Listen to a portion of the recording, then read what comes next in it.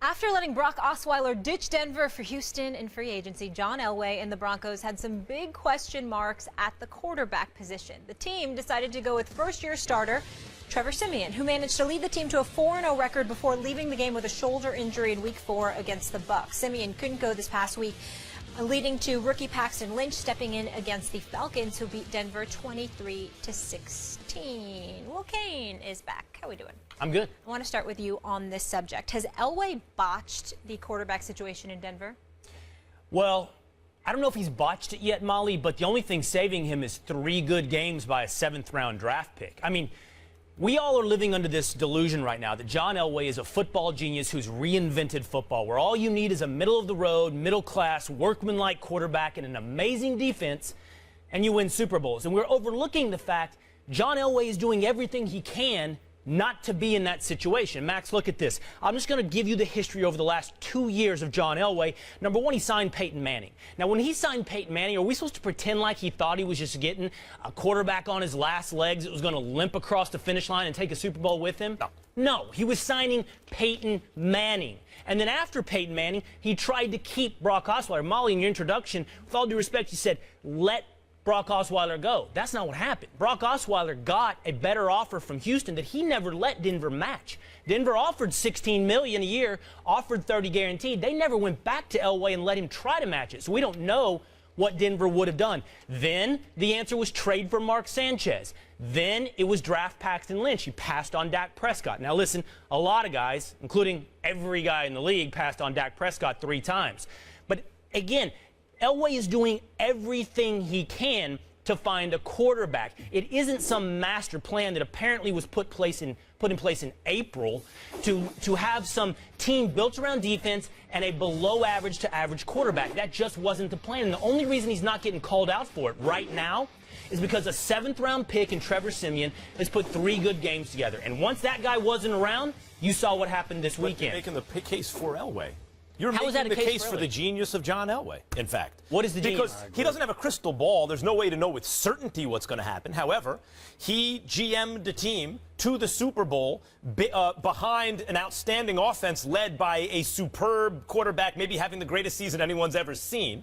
And a couple years later gets back and wins the Super Bowl based on subpar quarterback play but an amazing defense. He reinvented it. Now, what he did here with the quarterback situation is he said it in the press. He said, look, I think there should be a middle class of quarterbacks. There are scrubs and there are franchise quarterbacks. I'm paraphrasing now.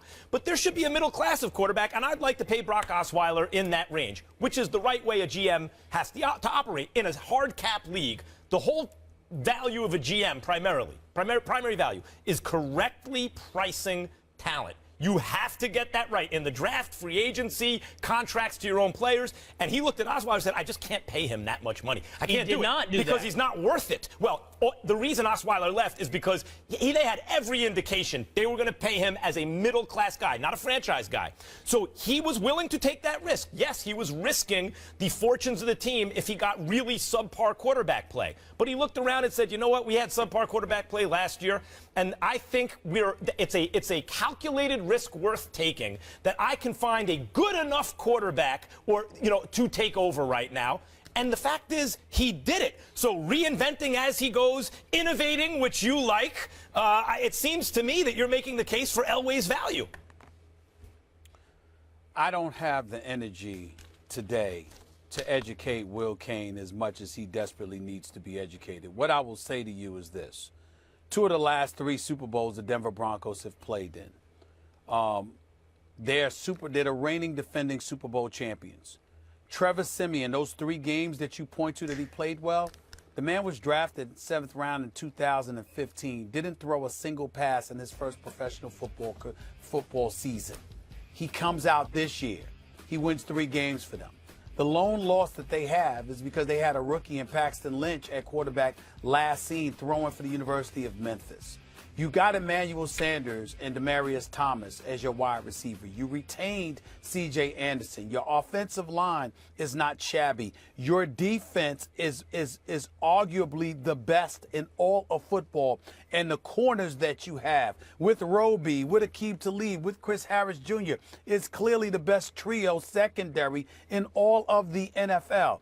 I am quite sure that Will Kane and everybody else can pick apart and nitpick something here or there. The quarterback position.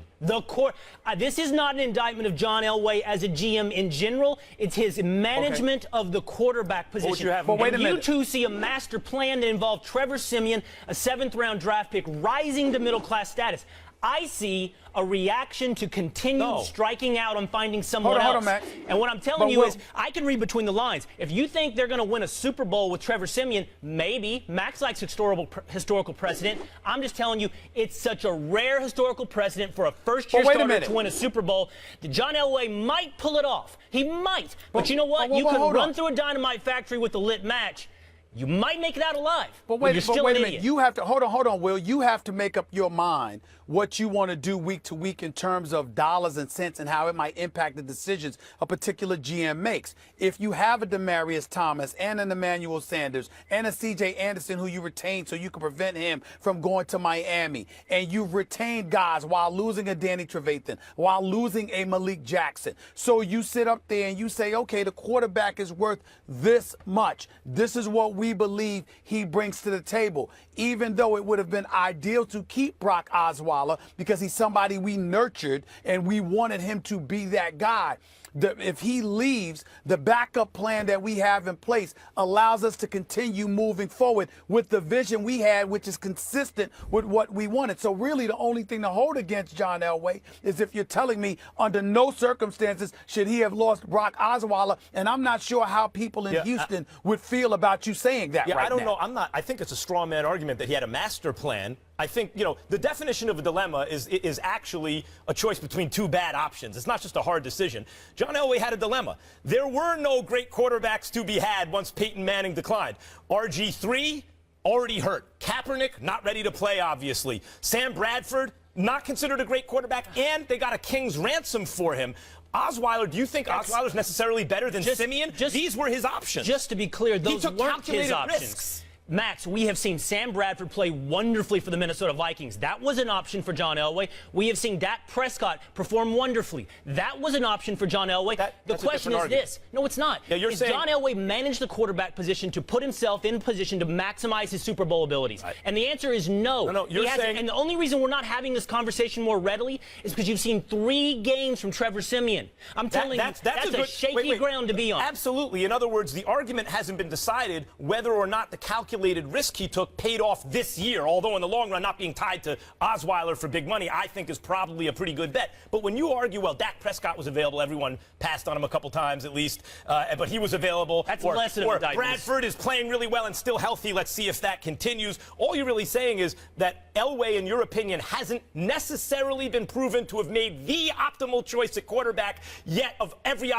position. However, for a guy playing on the fly here, trying to make do with the best situation and not handcuff his franchise with a bad contract, I'd say so far the evidence looks pretty good, wouldn't you? I'd say right now, for example, when I came on your show and said they should do everything they can to trade for Phillip Rivers, and you both said that's insane, I said, well, at least Stephen A. said it was insane. All right, fine. I was met with this reaction. There is a master plan in Denver, and what I see is not a master plan. I see continuous reaction to bad circumstances. Maybe, Max, you're right. He's making the best of bad circumstances. But I see a few other examples he could have taken. Bradford, Prescott, whatever it may be. See how it shakes out. You're also assuming Siemian is not better than Osweiler we for have a lot to go, less Max. money. Guys, yeah, we got to go to break. I got to go to commercial now. You know it's bad. You pulling the ripcord on this argument? All right. So if you haven't gotten enough of Stephen A. and today's First Take didn't get your fix, you can watch him on radio 1 to 3 or listen to him, Sirius XM Mad Dog.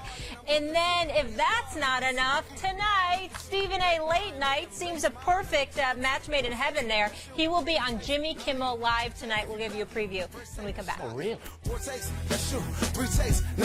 Meanwhile, with Cam Newton sidelined for last night's Panthers-Bucks game because of a concussion, multiple people in his inner circle have counseled him to play more carefully, sources telling ESPN. Those close to Newton have urged him to get down, out of bounds, or into the end zone quicker than he did in Week 4 when he allowed the Falcons a free shot at him as he reached for the end zone. Cam has reportedly acknowledged the message and said he will do a better job of protecting himself when he can. The Panthers are now 1-4 on the season, putting them last in the NFC South. Jeff, I want to start with you here. How much of their poor start in terms of responsibility should be on Cam's shoulders?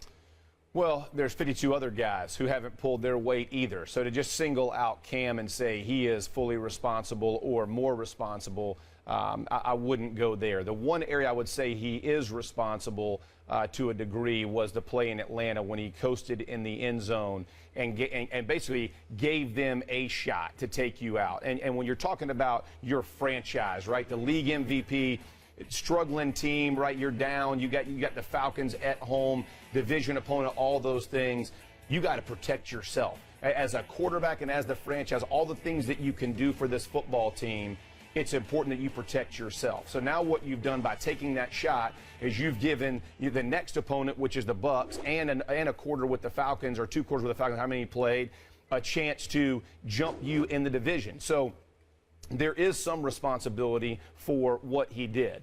But let's get before that. He has taken an immense amount of hits from the offensive line, from protection blunders, from guys missing, from missing hot reads, whatever it is. But when I tell you, and I've been beating this drum for a while, he takes incredibly violent hits. It's not just sacks, somebody tackling and rolling him, doing those things. He is getting smoked. I mean, guys are running through him, and it can be 2 and 3 guys at a time. He's getting driven into the ground. That takes a toll no matter who you are. I understand he's a big man, he's physical, he's all those things. But take it back to Denver in week 1. He's taking these shots, and you can tell standing up, he's a different guy. Now, concussion, protocol, I have no idea. I'm not getting that word. But I'm telling you, he's taking hits that will make playing the game more difficult. No different in Minnesota, right? Same type mentality. These guys are pinning their ears back. They know the line can't protect. And he's taking these shots where he's not protecting himself, or he's not getting down to live to play the next day. So there is a small amount of responsibility in that. From my perspective, if I'm him, and I know, I remember Peyton Manning used to say it all the time.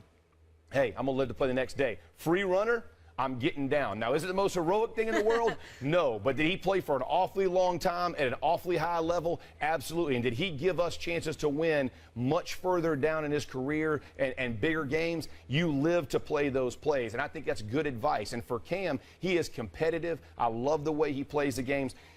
There is no player in the NFL that can take this kind of beating and sustain it and continue to be productive for many more years. He's got to protect himself at some point to be the type of player, the MVP caliber he can be. Jeff Saturday, I'm disappointed in your position. And the reason why I say I'm disappointed in your position, even though you pointed out that he's a small part, you primarily stayed focused on him. The Carolina Panthers this year, still over the first 5 weeks, one of the better offenses in the game, 8th in yards per play, 3rd in yards per game, 11th in points per game. The bottom line is that Dave Gettleman is the biggest reason why the Carolina Panthers are struggling right now, because he didn't ensure that either he kept Josh Norman or that he replaced him with McClain or Worley. You know, one guy that was sticking Julio Jones a couple of games ago when he gave up 12 receptions for 300 yards, turned around, and what happened? He's not even on the roster now. This defense is a shell of itself. Kawan Short hasn't showed up and produced to the level that he was producing last year, albeit there are reasons for that, but he still isn't the same impactful player. Luke Kuechly can only do but so much. He doesn't have help because he's got to help on the backside and he's got to help on the front side as well. And because Josh Norman isn't there, you've got huge, huge holes in your secondary. Does Cam Newton deserve a small bit of blame for what has transpired? You're absolutely right about that, because you got to make yourself available. You can't put yourself in precarious situations. It's going to get you concussed and knocked out and held out of games, because if he's playing last night, chances are he doesn't throw 2 of the 3 interceptions that Derek Anderson threw, particularly one in the end zone that ultimately could have given them the lead and they would have ended up winning the game. But at the same time, Cam Newton is not even close to being the big problem for the Carolina Panthers. It is their defense, which is a shell of itself right now, because their secondary is such a question mark that it's put immense pressure on the front seven. It's compromised Kuechly, it's compromised Thomas, it's compromised Kawan Short, and the rest of the crew on that defensive line of scrimmage with Coney Ealy and those boys. It's compromised everybody. That is the problem with the Carolina Panthers, and that directly speaks to the general manager who decided to offer Josh Norman a contract and then renege on it and pull it off the table because he thought the locker room and all of this other stuff would be better without the guy. Josh Norman's absence is the biggest reason the Carolina Panthers are struggling the way that they've been struggling right now this season because their defense is not the same. Yeah, here's the thing. I would agree with you on defensively, and they got run right at it last night, right up the middle, 25 of their 30 runs up the middle, so they're definitely not producing. But your numbers on the offense, when you watch the games, it ain't about moving the ball. It's about putting that thing in and taking control of games. So regardless of where they stack up from a statistical perspective, you and I both know they aren't. Listen, at first and goal last night, why are you putting the ball in Anderson's hand to throw that thing? That ball should be run 3 times, right? Like that would have been run by Cam if he was in the game. Yeah, zone read. Even if it's Anderson, run the play, man. Tolbert's still there. Payne, give them the ball. But their identity is different when Cam is not on the field. It's a different identity. Whatever the numbers are, they aren't commanding the same respect offensively as they did last year either. The question is, how responsible is Cam for the hits he's taking? And I get it. Why both of you mentioned first, look, there are a lot of problems on the Panthers. Cam isn't one of them. I agree. I think even before we just answer a straightforward question like how much of the responsibility does he get for taking the hits, we have to say they got problems. Absolutely. Cam Newton's not part of the problem. He's part of the solution. For sure. It's a lot of other guys who deserve blame for the problems. However, in terms of the hits he's taking, partly it's the refs who allowed him to get hit the way they once allowed Shaq to get fouled on every play because they look at him, I think, and go, this dude is so big and strong. And then also he's out of the pocket a lot that it's like in order to contend with him, you kind of got to let the other guys get away with something. I disagree with that. In a full contact sport like football, it's even more unfair in a sport like football than it was for Shaq in basketball. Part of it is he's just taking hits, especially this year. He's faced some really good defenses, the Broncos and the Vikings, and then he did that stupid thing against Atlanta, which is not a very good defense, but took a savage shot as though he was playing a good defense. He didn't make it any easier on himself. That's right. Part of it is he's holding the ball too long in the pocket because his receivers are not running the crispest routes I've ever seen and are therefore not always open. So, it's partly that.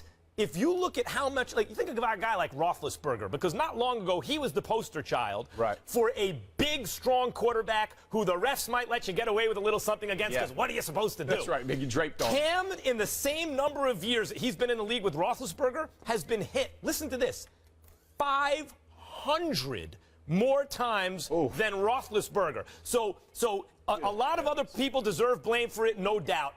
But part of it also has to be Cam Newton. He's got to slide. He's got to play a little smarter. Even when they use him as the de facto running back, he's got to be smarter about the way he does it. He can't hold the ball as long in the pocket. I mean, part of it's him. That's fine. That's fine. But when you're trying to overcompensate because you know the kind of team you played on last year and that it's a shell of itself defensively this go round, which puts more pressure on the offense, you're going to take chances. Of course, he has to do a better job of protecting himself.